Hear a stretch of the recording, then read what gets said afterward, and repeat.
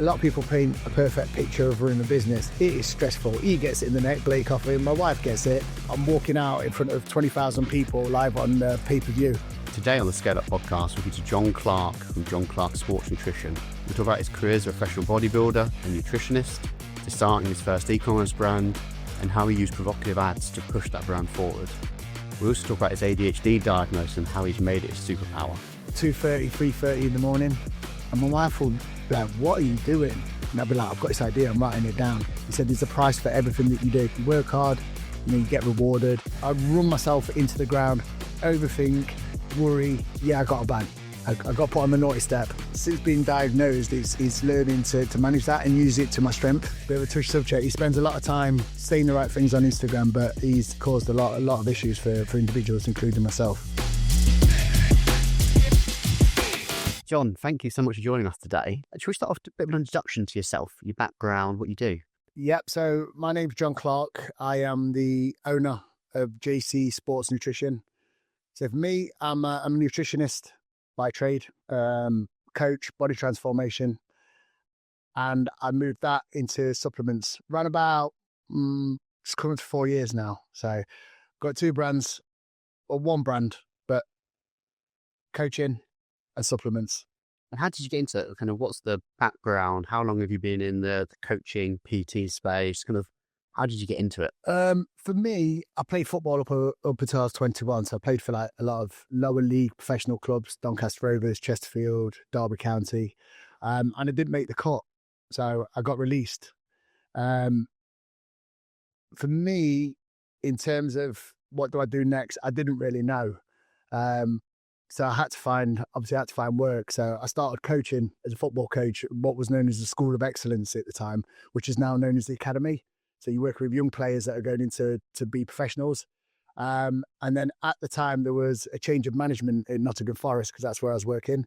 And all the coaching staff got released. So I had to find something to do. And me being a good talker, I ended up working as a personnel assistant at Nottingham City Council, which I absolutely hated because I couldn't work in a work environment.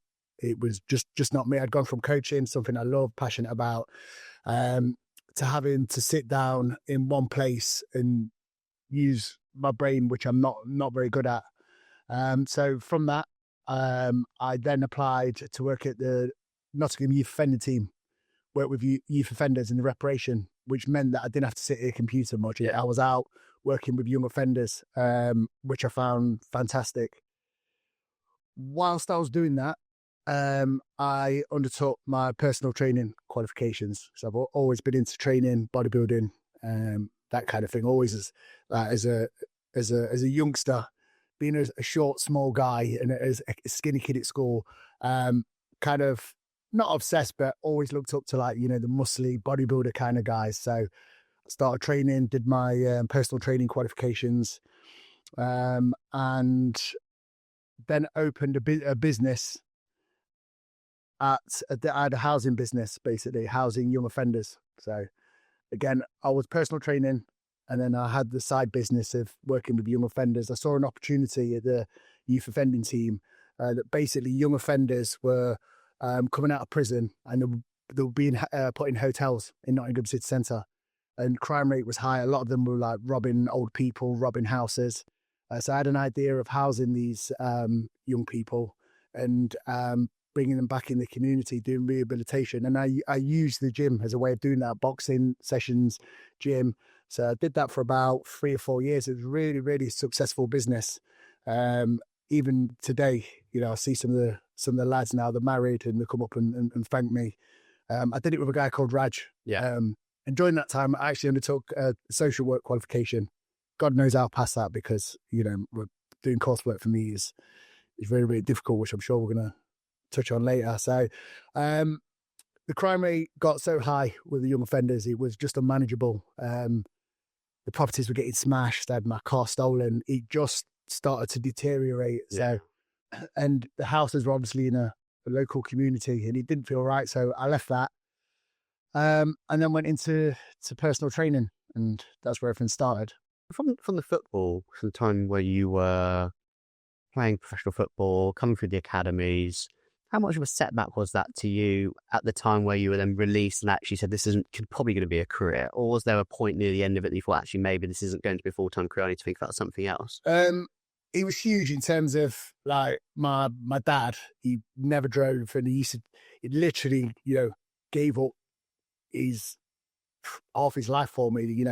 In terms of finishing work early, he used to take me on the bus to Chesterfield, take me on the bus to Doncaster.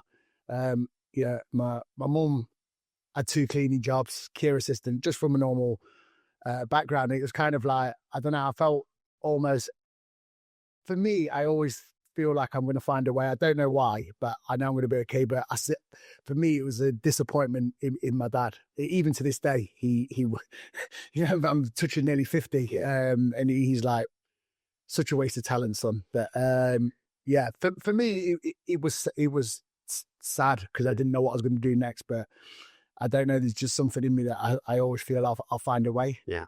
What age were you when that happened? I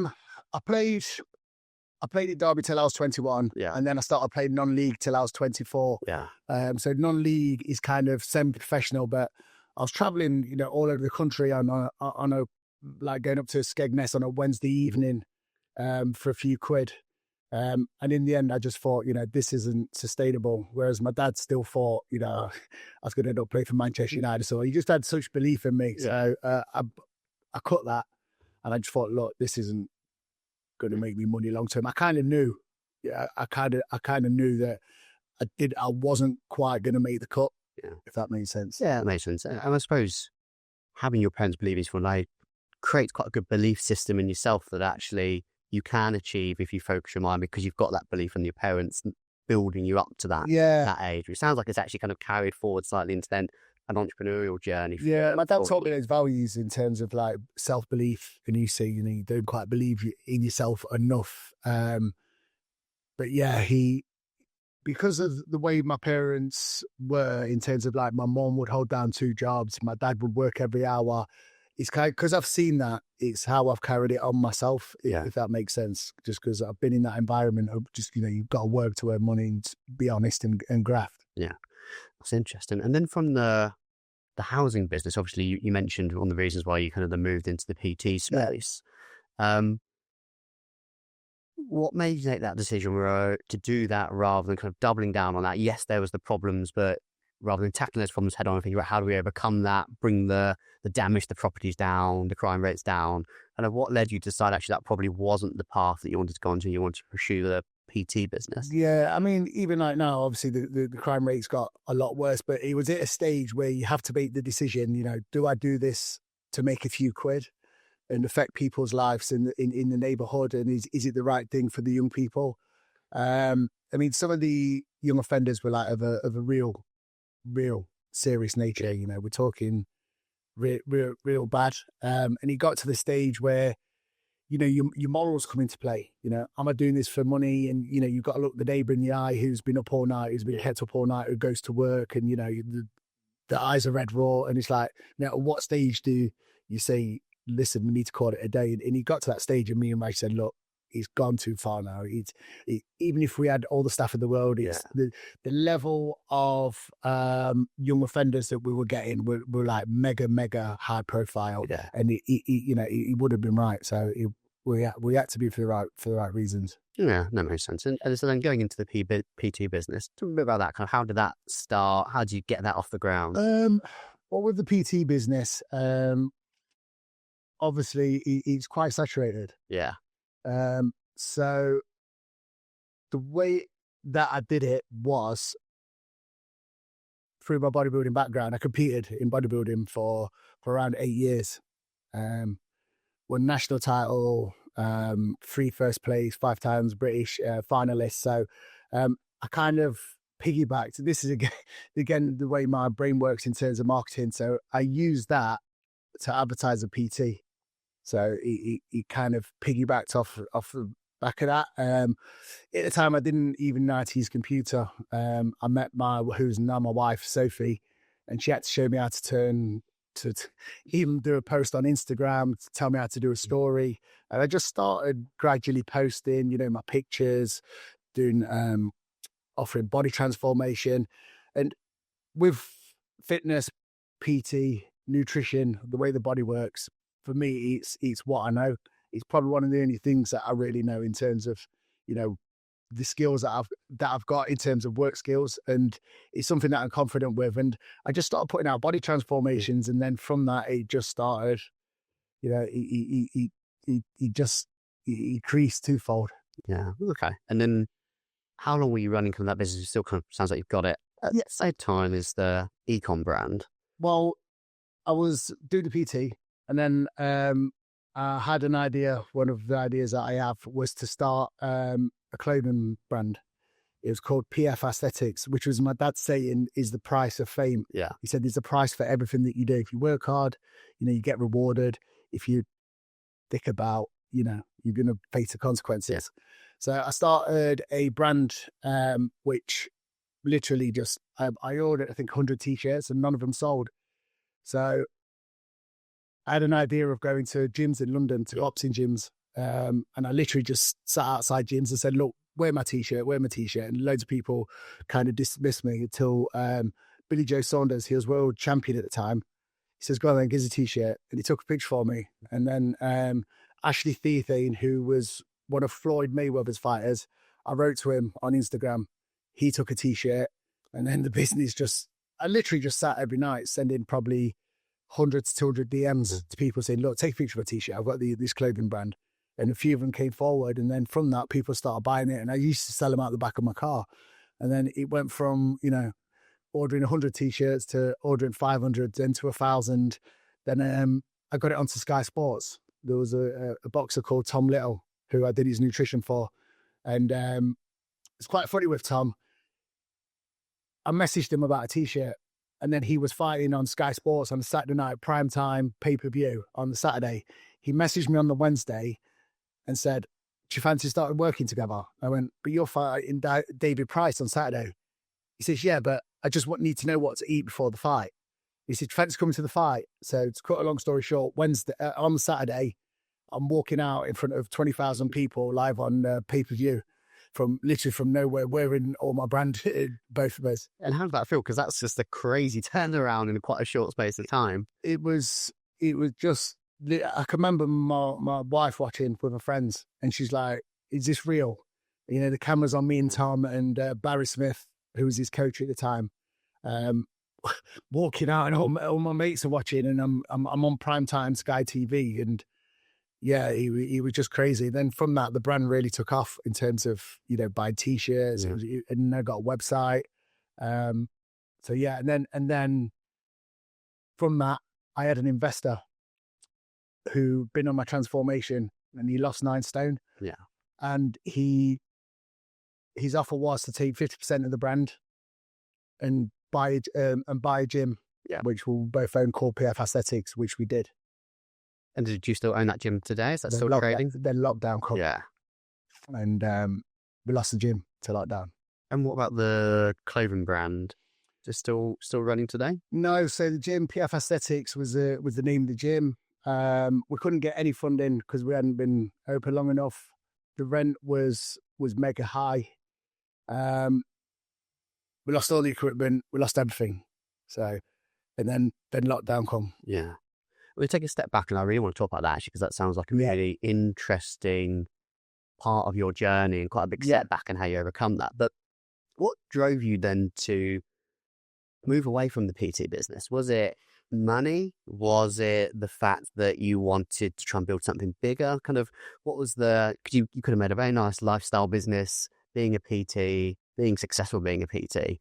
What drove you to say, actually, no, I want to do something different, I want to do something more? Well, I was a PT up until lockdown. So what I was doing was doing the clothing. Yeah. I was doing the PT as well. So when I started working with Tom, he was like the first real athlete that I worked with, and I got a hell of a lot of exposure because it was a huge fight. And I still PT, and I was doing the T-shirts, and then we opened the gym. So whilst I was at the gym, I was still PTing. Yeah. But then lockdown come, and that's when it all started. I lost the clothing brand, I lost the gym, and then obviously I couldn't PT because all gyms were shut. So I had no job, and my wife was pregnant with our first son, Sophie. How are you feeling in that situation? That's a really tough time to be going through that. You've built something that looks like it's on the up, it's being successful, Yeah. and to have it all essentially taken away in a very short space of time. Do you know what? Being honest, I say this to Blake as well, who's with me today. I said, you'll never realise how important things are till you have kids. Like for me, if it had been just me and Sophie, I would kind of been, I'll find a way sort of thing. But because she was pregnant, it was panic stations. Yeah. Because I had no money in the bank because I invested all my money into my t-shirts in my hoodies, knowing that they were selling so well. And then all of a sudden, everything come to a halt. Yeah. And so what did you decide to do from there? So you're in the situation where everything's come to a halt. Yeah. Baby on the way. Wife's in my, Sophie, she was my wife at the time, in my ear, like, what are we going to do? Yeah. And at that point, I decided to give away free body transformations online. So people were really struggling during lockdown, as we know, really, really struggling. A lot of alcohol use, people reaching out, messaging. So I thought, I'm going to do some online body transformations free. Because I had an idea. I thought, if I do them free and then I build up a big profile, I could use those pictures to then sell. And that's what I did. So I gave away free body transformations. And then I did something ridiculous, like 50 quid for 10 weeks. And people were just buying into it. And I just kept churning them out. And people were like, bloody hell, this is good. And then I increased the prices. Yeah. And during that time, I had an idea. I always had this idea of a product called fat burning juice, but I never did anything with it. Me being me, I kind of have these amazing ideas, but don't quite put them into practice. But when you've got a baby on the way and you've got the missus in the ear and she's, giving me shit, like, what we're going to do. I went to see my dad and I said, Dad, I need some money. And he's like, what now? Because my parents have been used to me. Yeah. Kind of be out of ideas. I'll be like it from school. Yeah, be like it from school. I said, Dad, just trust me on this. Just lend me 750 quid and I'll pay you back. So I got, borrowed 750 quid and I got fat burning juice manufactured. Yeah. So they delivered the fat burning juice. And then what I did was I went door to door because all supplement shops were shut. Yeah.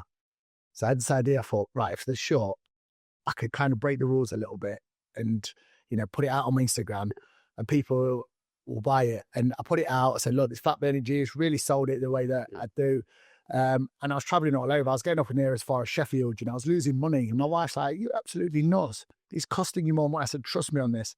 So I went all over Nottingham, all as far as Sheffield, Mansfield, delivering fat burning juice on the doorstep, taking a picture, putting it on my Instagram. The money that I earned, I reinvested. I then bought something called Breakfast Shake. And then I was using the money from the body transformations to fund the supplements, and I was just buying more and more. And this is kind of where the problem started with my house. It took over the house. So, which would be interesting to touch on. But why did you decide to go down that route to market to begin with, rather than setting up a website, selling it for a more traditional e-commerce way, raw mail parcels going out the door? Why did you decide to kind of go for Instagram and then deliver it yourself as the first route? Because I had to use the fastest option. And one, I haven't got a clue how to build a website. Two, I had no time on my hands. I had a baby on the way. I needed to get money and I need to pay the mortgage because the mortgage didn't start the bills. So I went straight onto Instagram and I just literally worked from 4 a.m. till midnight every night. My wife used to come down and say, you coming to bed, John? I said, no, I'm just going to do this. Because I overcommitted myself in terms of body transformation. Yeah. I must have had over 100 clients, but I had to make sure that the service was good. So no one gave me a bad review and they got what they paid for. So I had tons of body transformations. And then at the same time, I was marketing the fat burning juice and supplements. And it kind of just, the money from the transformations started to fund the supplements, and the supplements that sold kind of funded themselves. And this is how it started. And at what point did you start? You've now run a very successful e-commerce business. Yeah. At what point did you go, actually, I need to learn about e-commerce, set up the website. This is going to be the way to do it.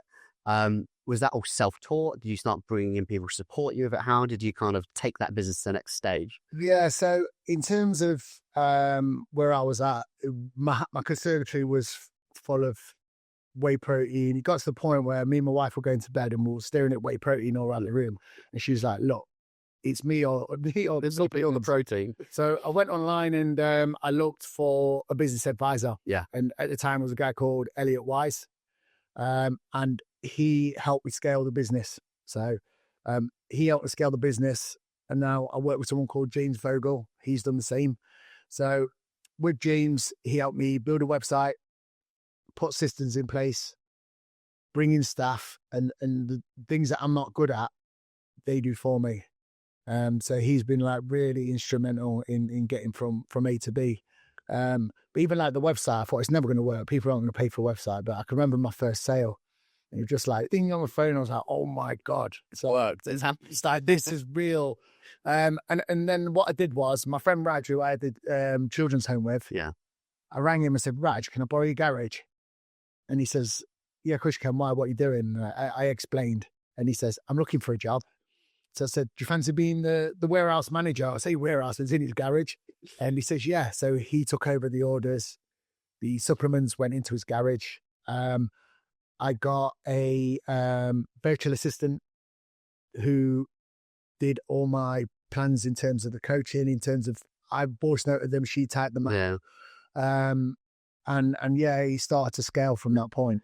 And how much did that? Because it sounds like there was a lot of, right, I need to take on a lot. It sounds like incredible work ethic to try and keep on top of what you were, that you actually realised this is not sustainable. I'm not going to be able to grow a business. I need to get some additional support in. People making orders from me from when I was doing it from my house, and they were getting them, Blake will understand this, me being me, they were getting them like 2 weeks later. I was just like, I was overwhelmed with it. And so you've got your house back. The wife, I was happy. Yeah, I was happy in the garage. So you've got a bit of breathing space. Yeah. And you're thinking, right, what do I need to do next to move this business forward? Kind of, was there a business plan that you created? Was it quite organic in terms of you just took kind of month by month thinking what needs to happen next? Just talk us through how you ascertain what you need to do to scale the business and move the business forward. Yeah, there's been no business plan. I'm going to be totally genuine. There's been no business plan. But I always had a vision of how the supplements would go, because I've always, as I said, I had kind of a fascination in terms of the way the human body works. And what helped me most of all was when I was a young lad and I was buying supplements, mate, I bought so much crap, like, take this drink and you're going to put on 20 pounds of muscle. So I wanted to build a brand that was just genuine and it was honest with its customers. So what I thought was I need to start doing videos to show people, how good the brand is, because I built the brand correctly, if that makes sense. I've never cut any corners with it. I've never done anything cheap. And as which I'm sure you can move on to, everything's tested now. Yeah. So I had a vision of like where it needed to be, but first I had to get people to see it. Yeah. And with that, that's when the man over there comes in, Blake. I put something out on my Instagram. I'm looking for a videographer to help me do my videos. And then someone recommended Blake to me. And then we met each other. He'd never done a video before. I've never done a video before. I think we did it about, we met with, he's a really good boxer now, a professional boxer, Ezra Taylor. And we must have done about 1,000 takes, our first one. I was bright red. We still got the video, sweating and stuttering. So I started to scale firstly by doing the videos. How easy have you found it to portray your vision? So it sounds like you know where you want to go. It's the steps in between that you kind of go, right, we'll take that day by day. How have you found being able to bring people along that journey and portray the vision? Well, I've always had the vision. For me, the obstacles are the administration. Yeah, where I have to sit, and because my attention span is shocking. I've always had that vision, but instead of like paying for influencers, I used influencers because first of all, I need to get someone with a lot of followers, right? I need to put me out. So again, I wrote on Instagram, sent messages to different influencers, and then I started working with various influencers who put all my my supplements out. I started working with a guy called Dave Allen, the White Rhino, who's really well known in the UK boxer. He did wonders for me in terms of promoting me. Yeah. I can remember he did a giveaway and he got me 10,000 followers in one day.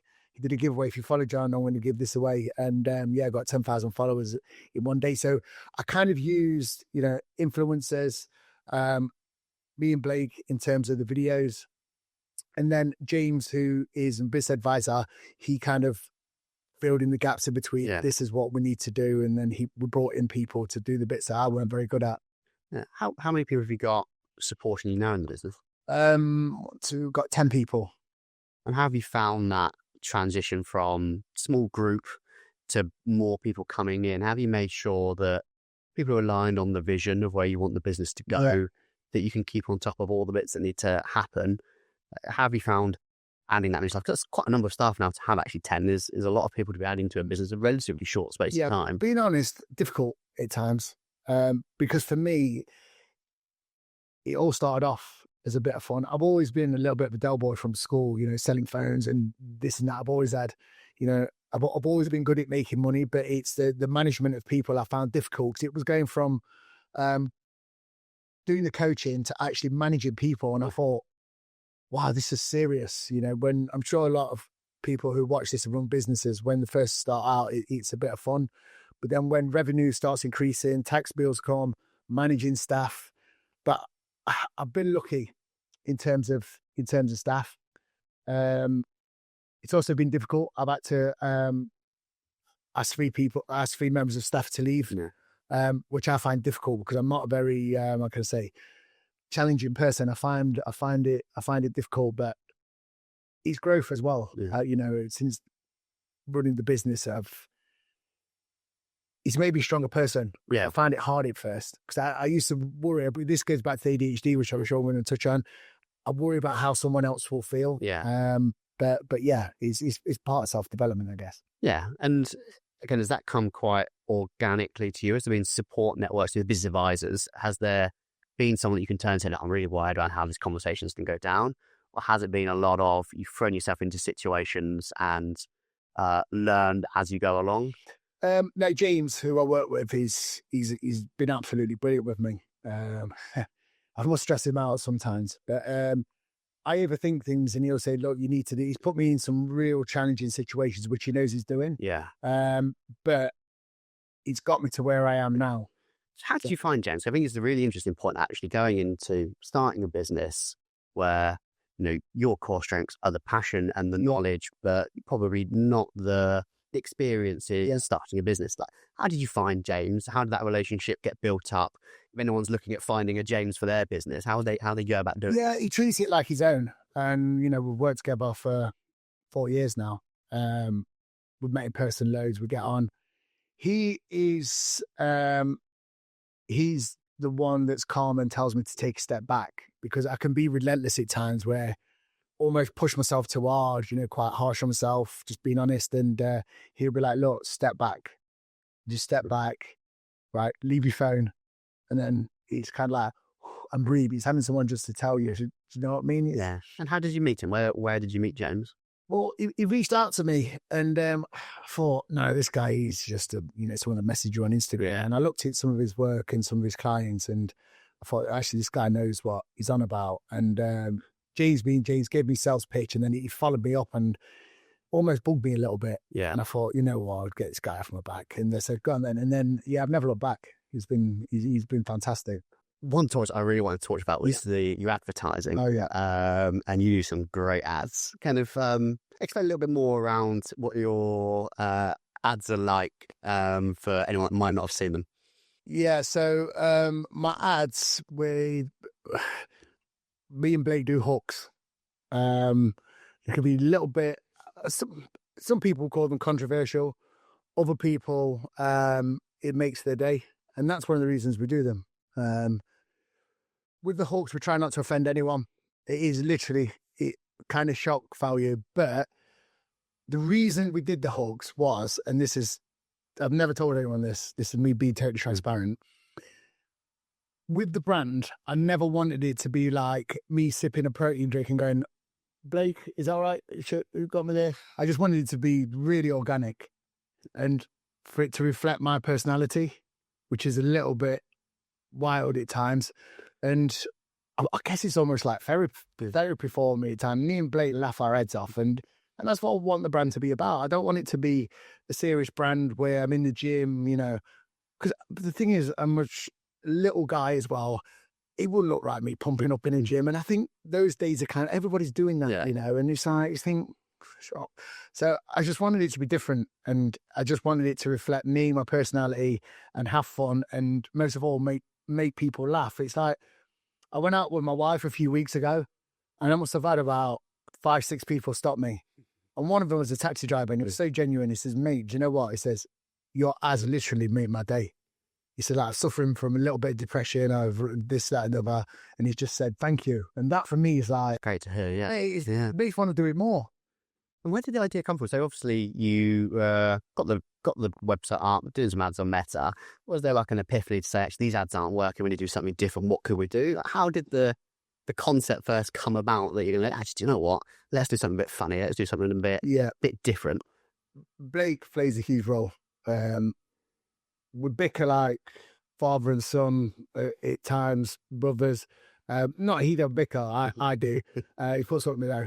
But he said, look, why don't we do something that reflects kind of me and your personality? And he said, have you seen these hooks that people do? But they were like very normal hooks. And then we said, oh, shall we do this? And then it started going, shall we do this? And then we just started pushing the boundaries. Yeah, it's just to like some we're putting out next week. I think, God, I'm dreading my wife. I'm dreading my wife seeing this. But she's sort of like, nothing phases her anymore. She's just like, just pathetic. What was the first one? What was the first one that you put out there that had this more controversial hook? We started off with like me falling into a car like most people do. I'm trying to, and then we did one where there was, I'm trying to word it right. So where there was one at a lake with a fish, which in terms of sales, it literally it brought loads of sales in. We've only pushed like one too far, really. And that, what was the consequence of that? What happened? To be fair, the advert, the way that Meta saw it was totally different to the way that we saw it. We didn't see it the way they did. But yeah, I got a ban. I got put on the naughty step. How did they see it? What was Meta's interpretation of the ad? The reason why they banned you? Well, there was talcum powder on a lady's backside, but they interpreted the talcum powder as something else, which we didn't even think it like. So yeah, but to be honest, even though they're quite controversial, as I say, we never go out to offend anyone. It is literally to make people smile. And the feedback we get is 99%, oh, I can't wait to see it. I saw that one. Yeah. I've been on holiday in Turkey, Mallorca, and I'll go, mate, you're the guy that does the ads, aren't you? And like, so he said, oh, you know, it makes him laugh. And that's what they're there for. It's literally not to offend anyone. It's not really for shock value. It's just to make people laugh. And it literally is. Yeah. What's been the impact of those ads to the business? Because again, they're very unique ads. Kind of what has been the commercial impact, brand impact? You know, what's it done for the business? When we first started doing them, it was quite mixed. I used to get trolled so bad, like literally. I can remember being in Spain with my family, and I'd wake up every morning and I'd think, oh God, and they'll be like, oh, just awful comments like, who you think you are, and in the space of, I don't know, over a year, then 2 years, it's totally changed to like, I don't even need the supplements, but I bought one because you made me laugh. And it's people, I think they see now the reasons why we do them. Because at first it was so new, like, who is this little bald guy, right, jumping about, and like, what the hell is he doing? To now that people kind of get it. And they know it's a bit of fun, because what I do is as well is in the ads, I actually reply all myself. Yeah. So when I did get the flack, I'd say, listen, mate, this is, and they'll be like, fair play. So I spend hours in there. Yeah. I probably spend too long, like, you know, sitting, talking to people. But within the adverts, I build a community. where I've kind of get to know people, and it's built trust as well. So it's kind of changed from being trolled to thinking, who's this guy, to like, actually, he does it to make people laugh and know the reason why. And that is the reason why I do it. Was there a time you regretted doing the ads in the early days? You're looking at your phone, you're getting like comments, you're getting trolled. Was there a time you think, actually, this doesn't feel worth doing it? Maybe I've made the wrong decision here. When I never, because I've always believed in it. And that's like what we do is, I always knew this was the right direction, because being honest again, I had to be true to myself. Me standing, as I said, sipping a bottle or pumping up in a gym just isn't me. And I wouldn't be true to myself. And I don't think if I pushed the brand that way, it would have no longevity. Yeah. So I wanted to be unique with it. And either people are going to be with you or they aren't. But the byproduct of that was, which I know I'm jumping the gun, I'm sure you're going to touch on, was the testing. Yeah. I thought, if I test all the products and it shows that, because I'm probably the only one in the UK that tests every one of the products and puts the certificates out there, I thought, if my products do what they say, then people can't really give me shit. Yeah. Have you seen anyone copying your style of ads in the industry? Yes. How's that? Yes, we've had a few copies, me and Blake, because what Blake does, he puts a little stamp on it. Yeah. There is a name for it, I can't think what I think. He puts a little stamp on it, and we've seen people copy it. But does it annoy you? Are you flattered? So yeah, ads are fans. I'm flattered. I think fair play to them. Yeah. But yeah, I mean, from my point of view, they didn't quite hit the spot. One, they're not short and bold. It's quite a 6-foot person doing something I would do. He doesn't quite look right to me. But no, it doesn't bother me. I didn't. People messaging me saying, "Have you seen so and so doing this?" And I think, you know what, fair play to you. Yeah. And let's touch on it, because you mentioned around kind of the testing of the products. Yeah. Kind of what led you down that route to go, actually, I need to do this for the brand? And has that had any commercial impact in terms of the additional cost of having to do that, and how you outweigh that between the cost benefit of doing it? Yeah. So I always had the idea of wanting to do it, but being honest, I couldn't afford it. Yeah. So there was, earlier in the year, an influencer put out, he was testing all the brands, testing everyone's creatine, and he called out a very, very big brand, but the products were underdosed. And I'll be honest, it's really difficult as a brand owner, because when you go to your manufacturer and you pay that money, you expect that to be in it. Yeah. So which got me thinking, I thought, you know what, we need to be because that's one of the things, I always wanted the longevity of the brand from day one. I never wanted a quick fix. I don't want, make a few quid quick. I want longevity of the brand, and just to be, it's a trusted, honest brand, because that's something I never had as a youngster. I'd spending all my pocket money and pay for our money on these Wade products at the time, and they never did anything. So I thought, I want to get them tested. So I started off doing a couple, did those, money came back in, did those, and now I'm fortunately in a position to have managed to test the whole brand.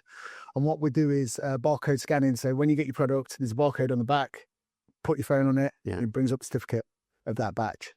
And there's that increased sales, build trust, and is there a risk that other brands will start following your direction? Or do you think that's good for the industry? I hope other brands do. Yeah. But without slating other brands, they have really nice fancy packaging, but the only way to put your money where your mouth is to show that certificate. Yeah. It doesn't matter how glossy your packaging is, how many influencers that you use. The only way to do it is to show that certificate, and that's something we've done. And part of me thought, you know what, if I'm going to be a prat on camera and jump about, I can do it as long as our products do what they say they do, because then no one... And he's kind of changed people's perception of the brand as well. They purchase the supplements because they know what they're paying for, they're getting. And how, from the manufacturer you're working with, was the testing, when you started doing the testing of the products, it was great from day one, or was there, come on guys, there's not enough creatine in this product, we need to do better here? Kind of how easy was it to work for your manufacturer to get to where you wanted to get to? My manufacturer, they test their own. So they show us the testing certificates. So I kind of knew there was going to be good. Yeah. But there's always that part of you thinks, shit, Well, yeah. What if? Because the thing with gummies is, for example, let's say it's 3 grams of creatine per gummy. They will put so much in to have it made. It might be that one of the gummies is slightly underdosed. So we had to make sure that everything matches. Yeah. And yeah, fortunately, everything's been good so far. If we got a batch and it was underdosed, we'll lose fortune. We won't be able to put it out. Yeah. But we've also got an agreement as well with the manufacturer that if they are underdosed, they will, repeat the order. Is this the manufacturer you've worked with since kind of the inception of the business, or is this a new manufacturer, relatively new? Kind of how long have you been working with Got them? two manufacturers, and they're both fantastic. The main one that I work with a lot of big brands. My manufacturer that makes all my gummies, they've been fantastic from day one. They've showed me testing certificates, but I didn't want their name on it. It had to be from JC Nutrition because, as I say, I wanted everything to be transparent. And from my point of view, as a business owner, if I'm spending hard-earned money on supplements, and the thing is, if me of all people, because I'm put myself out there, I need to know that the right amounts are in there. So it's probably it's been one of the most stressful. It cost me a fortune, but I know it's going to add longevity to the brand, and I can sleep at night, if that makes sense. What's been the most stressful part of getting the testing put together? In terms of the testing, it's obviously the cost. Yeah. The cost isn't cheap. It's so expensive. And, we test every batch. So it was the test, it was the cost. Me being me, the anxiety of like, even though I know it's going to be okay, the way my brain works and it's wired up, it's what if, because I live and breathe the brand. I'm so passionate about it. But it's, I guess it's what the main one is the cost, and it's two, the waiting process. Sometimes you can be waiting ages, and I'm on to the testing of people, and they're like, we need to check this, check that, and then it's good. So what we've done is on the home page of the website, we've put all the test certificates on there. Barcodes are now being rolled out. So it's probably one of the most rewarding and proudest moments since I've had the brand, because it's one thing putting a brand out saying this does this, but to actually test every product is big. Yeah. Is there a point you've regretted taking this route because of the cost, or have you thought it's going to represent the brand so well, I don't really worry that the cost has increased because I've done this? No, I mean, the fact that I did it is like a massive peace of mind, but just be genuine as a brand owner when you've got that to pay, tax, because the thing with supplement industry is a slow burner. You could buy 10,000 units of one thing, and then you've got to buy another, and he's waiting for it to come in. So he's managing that. A lot of people paint a perfect picture of running a business. It is stressful. He gets it in the neck, Blake off him. My wife gets it. But it's all been worth it. Yeah. I wanted to touch on your ADHD diagnosis, I think from last year, a year ago. You just talk us kind of through that journey that you've been on to being diagnosed last year. I always knew I was kind of a bit different in terms of I get hyper-focused with something. If something that I'm interested in, you literally need to drag me away. It's like, I'd have ideas at 2:30, 3:30 in the morning, and my wife would be like, what are you doing? And I'd be like, I've got this idea, I'm writing it down. But with that is a noise as well. I'll have so many things going through my head at once, and I thought, this ain't right. This isn't right. So I thought, I'm going to go get a test. Yeah. And my wife's like, there's nothing wrong with you. You're just a hard worker. But I knew I'd run myself into the ground, overthink, worry, have real high moments where I can turn the music on in the car and I'm getting to Notorious B.I.G. and then next minute I'm like, there's nothing in between. Yeah. I did nothing ever in between. But since being diagnosed, it's learning to manage that and use it to my strength, if that makes sense. What's been the kind of the mechanisms you found to help you manage the kind of high and low and hyper focus? What have you managed to find that helps with that? Literally, like before I was always late. I'd leave everything to the last minute. So today, that even messaging Chris, I hate being late now because I know that is something that comes with that, leaving things to the last minute. It's going to sound so simple, but writing everything down, being transparent, like, with my wife in terms of now we know. 'Cause even with her, I'd have these high and lows, like be the most outgoing, happiest guy in the world to, you do love me, don't you? Like, which isn't me. Yeah. She'll be like, are you all right? Like, which isn't me. But so that goes with it, just being honest. Outsourcing things that I'm not very good at. And there was things like putting kids' toys together at Christmas. Yeah. Like, Sophie will be like, so lazy. I said, I can't get my brain around it. And it's just knowing. Yeah. You know what I mean? But it's also a superpower in terms of I wouldn't be where I am without it. Yeah, and how have you, because I think you're spot on there, how have you harnessed kind of the real strengths of that to turn it into a superpower? And actually, you're probably looking back on your journey and you can point towards a lot of the attributes that have driven you to kind of where you are today. I mean, driving to London with T-shirts and, sending hundreds of emails, I literally don't stop. And that is kind of been transferred over into this work, even with my coaching. My poor clients sometimes, I do video feedback and I look and I think, I'm 8 minutes in and I ain't even spoke about the feedback. But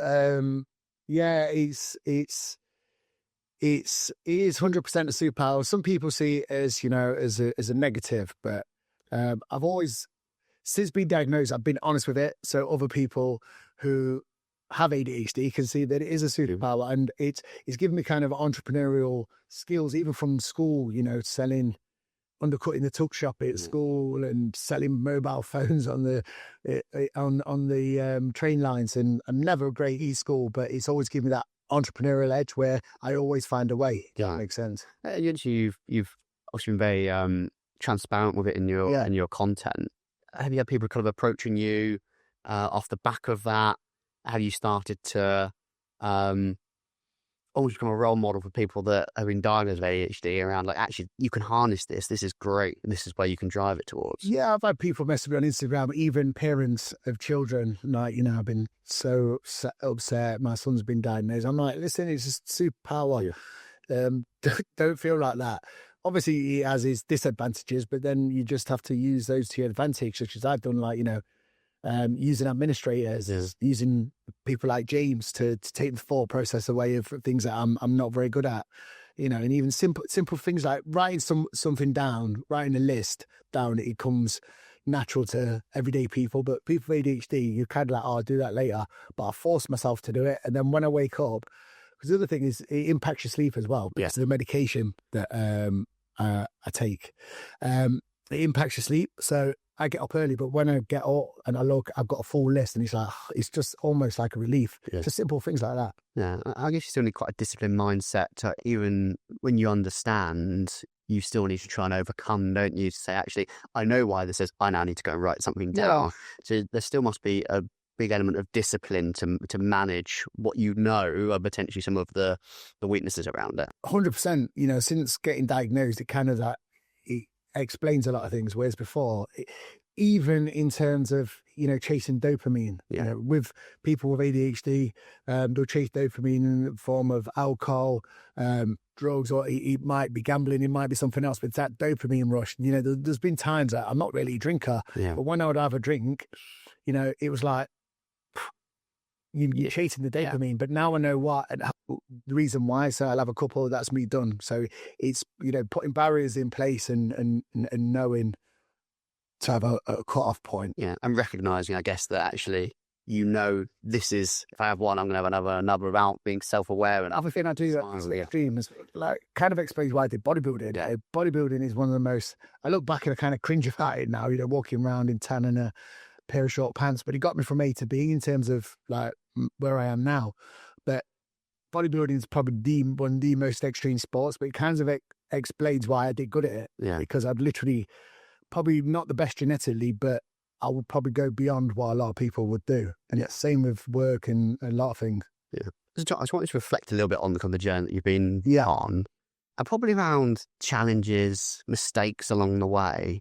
But what's been some of the big lessons learned in building the brand to where it is?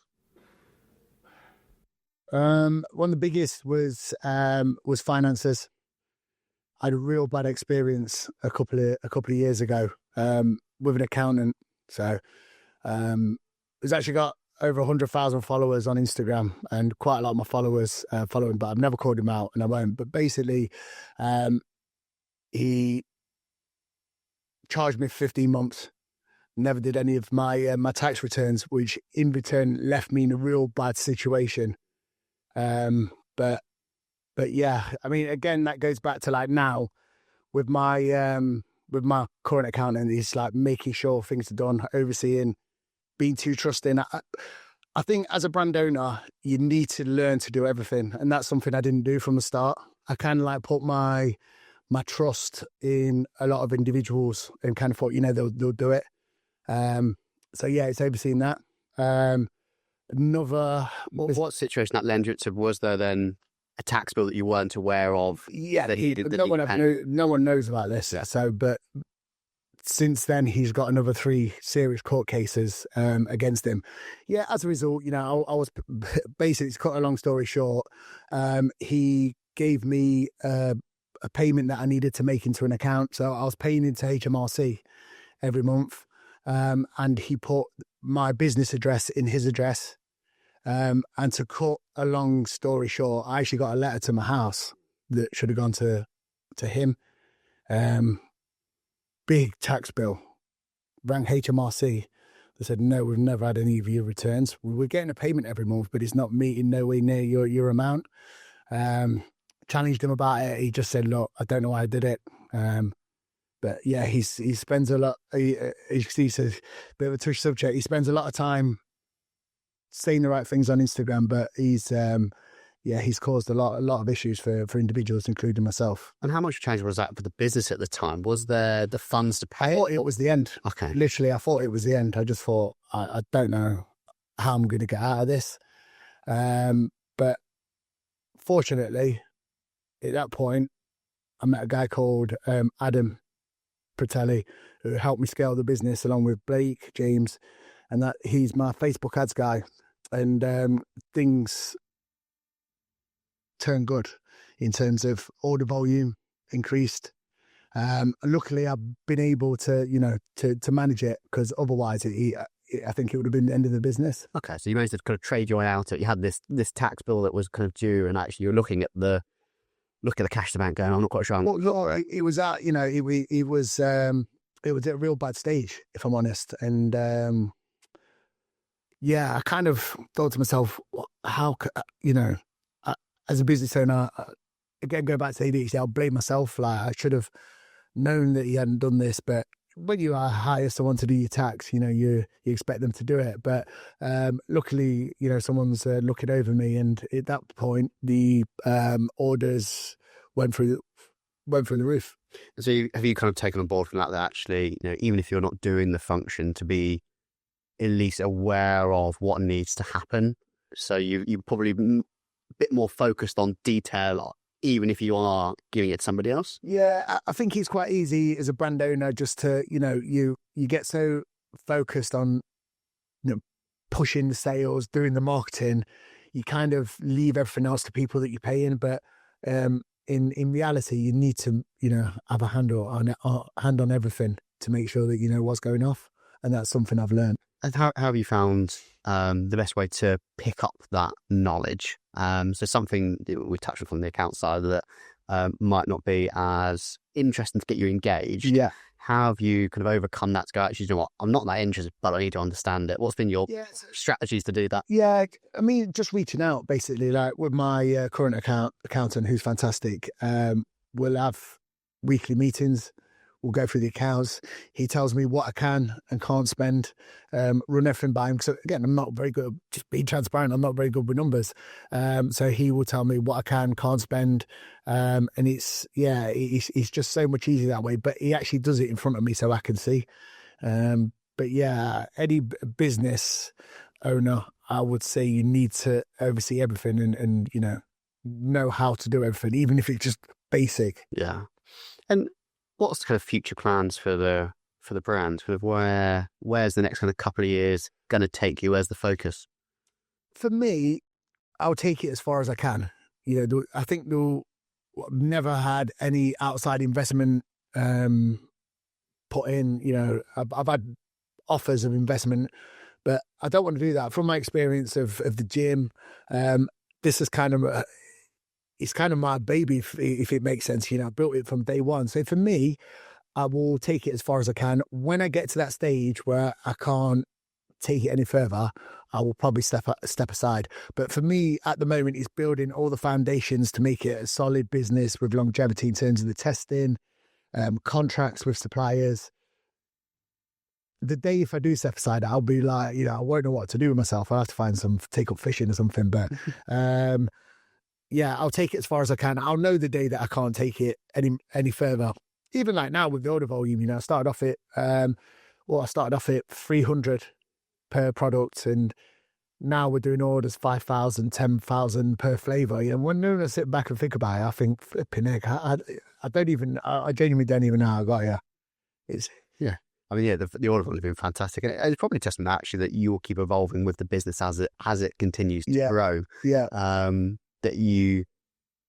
think that's quite natural for a lot of business owners that you are self-aware enough to go, right, I need to now level up. What do I need to do to level up? What needs to change? And there's been a lot of the parts of your story where you've done that quite naturally for your entire life in terms of like, I need to evolve, I need to change. Yeah. What do I need to do differently? So hopefully we're part of the journey for kind of a long time to come. Yeah, I hope so. I mean, I'm 47, approach 47 now. I think at 50, I'll probably look at it and see where we're at in terms of brand. Can I scale it any further? Do I have the funds to scale it any further? Would you take outside investment to push it farther? Why would you not take any outside investment? It's kind of selfish, really. But, from my experience of the gym that I had, I would just like to take it as far as I possibly can. I don't want any outside investment and no one else's involvement. And then ultimately, probably it will be the time for a big company to come in and take it over. And I'll probably sail off into the sunset in Benidorm or something on Pound a Pint. Well, it's a happy ending. Oh, John, thanks so much for taking the time to talk. It's been a fascinating story. And thank you so much. Thank you.